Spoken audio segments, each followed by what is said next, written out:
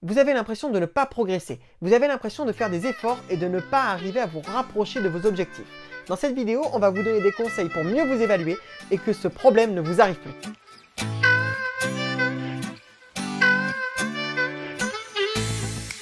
Bonjour et bienvenue sur une nouvelle vidéo du blog Corps et Esprit Martial. Aujourd'hui, nous allons parler de l'évaluation des objectifs. Le but, c'est qu'à la fin de cette vidéo, vous soyez capable de créer un système qui vous permet d'évaluer votre progression sur les objectifs, que vous soyez également capable de voir où vous en êtes par rapport à vos objectifs de façon neutre, et enfin que vous soyez capable de rester plus motivé sur le long terme pour atteindre les objectifs que vous vous êtes fixés. Et avant d'aller plus loin, je vous invite à regarder la vidéo que vous devez avoir là-haut qui est sur la création d'objectifs si vous ne l'avez pas vue, car on va parler de certains éléments qu'on a dedans et surtout, c'est très important d'avoir des objectifs bien formés avant de vouloir les évaluer. Ok, première chose hyper importante pour moi, c'est que lorsque vous créez vos objectifs, il faut que vous ayez d'entrée en tête et à la limite à l'écrit la façon dont vous allez évaluer si vous avez atteint ou pas cet objectif. Autrement dit, c'est pas lorsque vous allez arriver à la date fatidique où vous avez dit que vous auriez atteint votre objectif que vous allez dire « Ah mais mince, comment je m'évalue ?» Non, vous devez l'avoir en tête dès que vous créez votre objectif.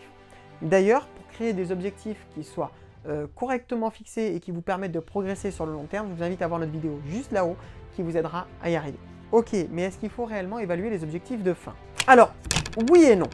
Non, parce que en soi, l'objectif de fin, c'est lui-même qui va vous dire si vous avez réussi ou non.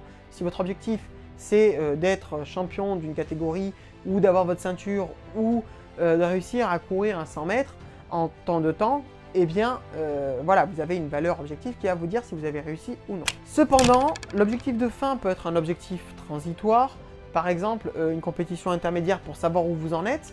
Ou alors, il est important également de savoir analyser les résultats pour pouvoir mieux rebondir, que ce soit une défaite ou une victoire. C'est Tiger Woods, qui est un très grand golfeur, qui est connu par exemple pour ne jamais quitter le grind juste après avoir terminé la compétition. On sait qu'il refait tous ses coups dans sa tête et qu'il réfléchit à comment s'améliorer, qu'il ait gagné ou qu'il ait perdu sa compétition. Je prends cet exemple du golf parce qu'en préparation mentale, vraiment le golf c'est quelque chose d'assez important.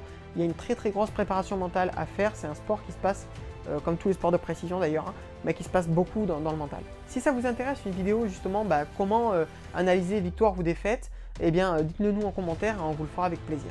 Et si comme Tiger Woods, vous voulez travailler sur la visualisation, n'oubliez pas les grandes clés qu'on vous a mis là-haut. Ok, et les objectifs de fin alors, comment on les évalue? C'est vrai, je vous l'avais dit, les objectifs de fin c'est compliqué parce qu'ils peuvent être partiellement réussis et donc ça peut poser problème. C'est d'ailleurs pour ça qu'il faut évaluer où on en est dans leur réussite. Tout simplement parce que si on ne le sait pas, on peut avoir l'impression de travailler dans la bonne direction alors que ce n'est pas le cas. Et les objectifs de moyens sont présents, sont là pour vous permettre de progresser. Donc si vous n'avancez pas dans la bonne direction, eh bien ce serait dommage. Donc le fait de vous évaluer et de voir si vous progressez vous permettra de savoir si vous allez dans la bonne direction ou pas. Je vais prendre un exemple concret parce que j'ai reçu un mail encore il n'y a pas très longtemps sur la différence entre souplesse et mobilité et le souci qu'il peut y avoir dans la compréhension des personnes par rapport à ça. Il y a une personne qui m'a écrit qu'elle voulait mettre des coups de pied hauts et puissants et que pour ça elle voulait faire le grand écart. Et là il y a par exemple un problème entre l'objectif de fin et l'objectif de moyen. En effet, faire le grand écart va permettre de faciliter le fait de mettre un coup de pied à hauteur élevée. Mais ce n'est pas suffisant. Et d'ailleurs, on peut mettre un coup de pied à hauteur élevée sans grand écart et on peut ne pas mettre un coup de pied à hauteur élevée avec le grand écart. Je vous explique pourquoi. Le grand écart, c'est de la souplesse, ce qu'on avait appelé souplesse passive dans notre e-book que vous pouvez télécharger juste là-dessous avec une méthode de souplesse et de mobilité pour les arts martiaux. Donc c'est de la souplesse, c'est-à-dire que c'est quelque chose qui se fait de façon passive, c'est-à-dire qu'on ne demande pas de contraction musculaire et qu'il n'y a pas de maîtrise du mouvement. Alors que lorsqu'on met un coup de pied, il y a une maîtrise du geste. Et il faut pour cela que ce soit de la mobilité. Il faut que vous ayez la puissance suffisante dans les hanches, dans les fessiers, dans l'ensemble de vos muscles, des jambes et de votre tronc pour réussir à frapper. Il faut que vous ayez la proprioception sur le pied d'appui suffisante.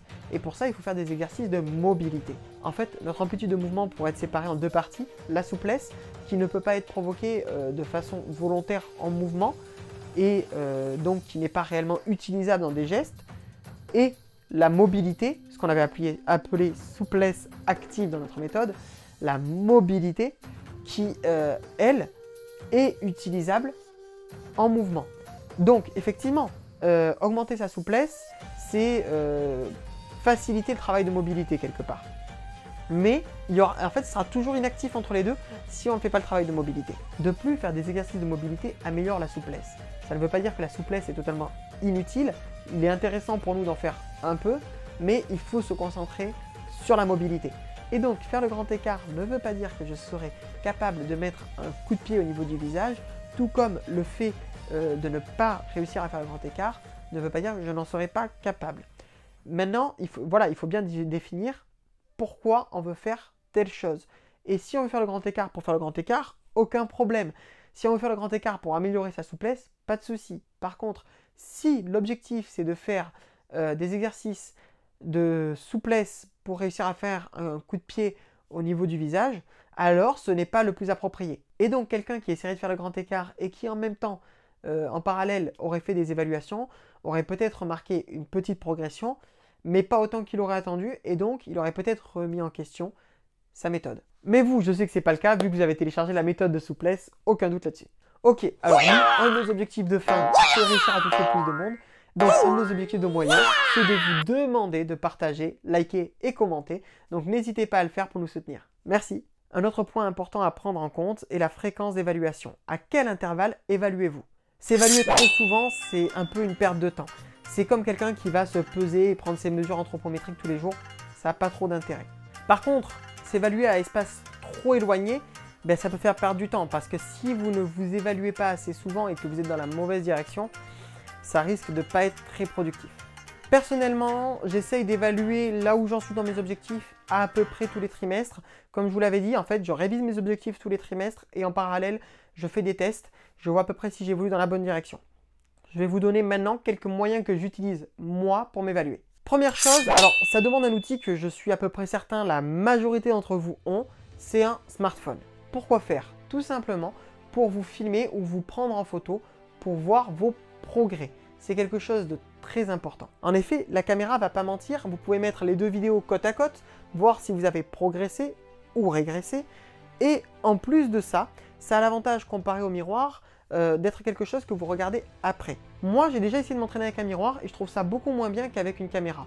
Parce que lorsque je m'entraîne avec un miroir, je regarde plus ce que je fais dans le miroir que ce que je fais réellement. Je ne suis pas concentré sur mon geste. Alors que la caméra, je la pose dans un coin, je l'oublie, je m'entraîne et après je peux regarder ce qui m'intéresse. Et ça, c'est vraiment top parce que ça me permet de m'évaluer et de me corriger sans perturber mon entraînement. Deuxième chose, c'est d'utiliser un élément externe neutre. Je vais vous prendre un exemple concret. Nous, dans le Jiu-Jitsu Mushin Ryu, on a un exercice qui consiste à faire le maximum de techniques, de répétitions d'une même technique sur 20 secondes. Et bien entendu, ça va dépendre de votre forme du jour. Par contre, il y a un chronomètre et il y a le nombre de répétitions. Et ça, ce sont des éléments neutres. Vous avez réussi ou vous n'avez pas réussi.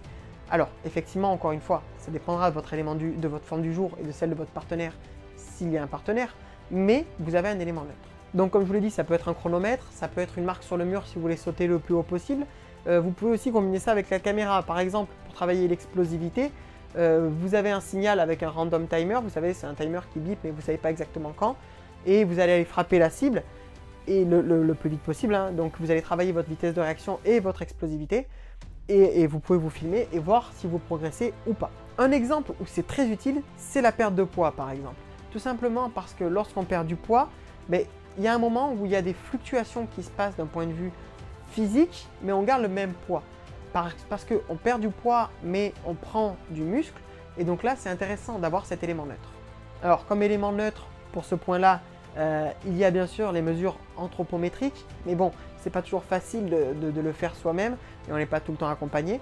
Il y a la photographie et il y a par exemple aussi les vêtements. Le fait de porter les vêtements, comment vous sentez dedans, notamment les ceintures qui ne sont pas élastiques. Ça, c'est vraiment pas mal. Un troisième point pour vous évaluer que vous pouvez utiliser, c'est d'avoir un juge impartial, quelqu'un de confiance, bien entendu, à qui vous demandez son avis. Comment tu me trouves maintenant comparé à il y a 2 mois? Et là, ça peut avoir de l'intérêt que ce soit votre enseignant, comme parfois ça n'a pas réellement besoin. Est-ce que tu me trouves plus rapide? Vous pouvez très bien le demander à quelqu'un d'externe qui ne pratique pas les arts martiaux, même si votre enseignant aura toujours un avis qui sera très pertinent, je n'en doute pas. Mais si vous n'osez pas lui demander, vous pouvez très bien le demander à votre compagne ou à quelqu'un de votre famille s'il vous trouve plus rapide sur cet enchaînement. Quatrième et dernier point, votre ressenti. Et oui, c'est quelque chose à ne pas négliger. C'est quand même vous qui pratiquez, c'est quand même vous qui ressentez ce mouvement. Comment est-ce que vous vous sentez? Est-ce que vous sentez une évolution dans votre pratique de l'exercice? Pour ça, je vous invite à faire une seule chose. Tenez un carnet d'entraînement. Tenez un carnet d'entraînement dans lequel vous notez à chaque fois que vous avez fait un exercice, quel exercice vous avez fait, le plaisir que vous avez ressenti à le faire sur une échelle de 0 à 10 et la difficulté ou comment vous vous sentiez à l'aise. Voilà, vous voyez comment vous voulez le mettre.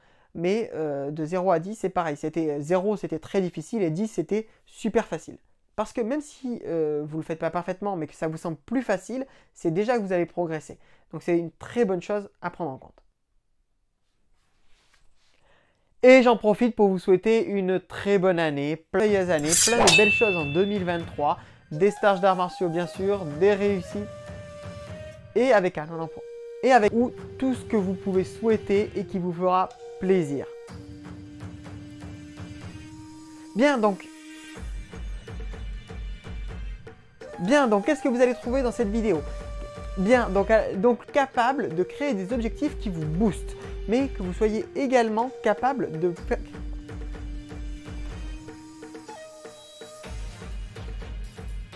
Si vous suivez les conseils de cette vidéo, à la fin, vous serez capable de créer des objectifs qui vous boostent, qui vous aident à gagner en motivation. Et donc ça, c'est quand même quelque chose de pas négligeable. Vous aurez également, ce sera des objectifs qui vous permettront de gagner confiance en vous parce que de 1, vous serez capable de les réaliser, mais également de 2, parce que vous serez capable en adéquation avec vos valeurs.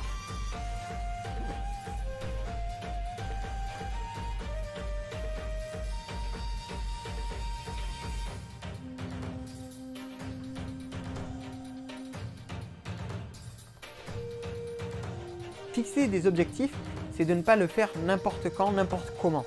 Souvent, on ne prend pas le temps de se poser pour travailler sur ses objectifs. On dit, tiens, je vais faire ça. Bien sûr, on l'a réfléchi en sa tête, mais on n'a pas pris un temps pour le réfléchir réellement. En même temps qu'on a pensé, c'est un objectif qui nous tient à cœur, mais souvent, on le fait rapidement, comme ça, sans prendre le temps de le formuler et de le travailler. Et ça, c'est quelque chose qui peut être vraiment préjudiciable.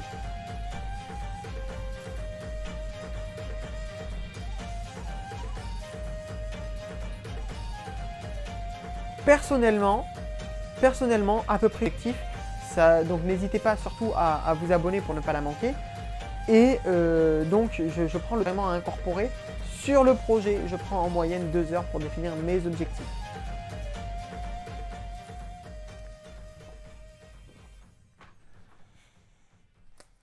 Voilà, tout simplement, ça m'est déjà arrivé d'entraîner des personnes, par exemple, qui, à force de venir à l'entraînement,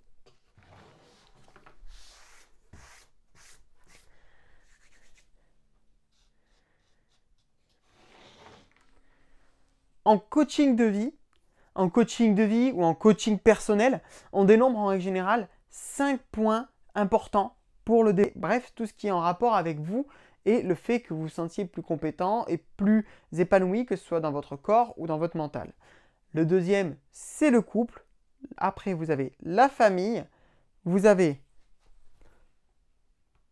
Donc en second, nous avons le couple, si vous êtes en couple. Ou alors sinon, la gestion émotionnelle que peut incorporer le célibat, parce que ça peut être également un choix de vie. En troisième, nous avons, ok, vous êtes maintenant capable d'évaluer votre progression par rapport à vos objectifs. Bien entendu, si vous avez des questions par rapport à ces évaluations, vous nous les mettez en commentaire, on vous répondra avec grand plaisir. Et je vous dis dès maintenant qu'il y aura très vite une vidéo qui va arriver sur les récompenses, comment se récompenser. Et donc, je vous invite à vous abonner à la chaîne pour ne pas la manquer. N'hésitez pas à partager cette vidéo si elle vous a paru utile. On vous dit à très vite. Tchou bye!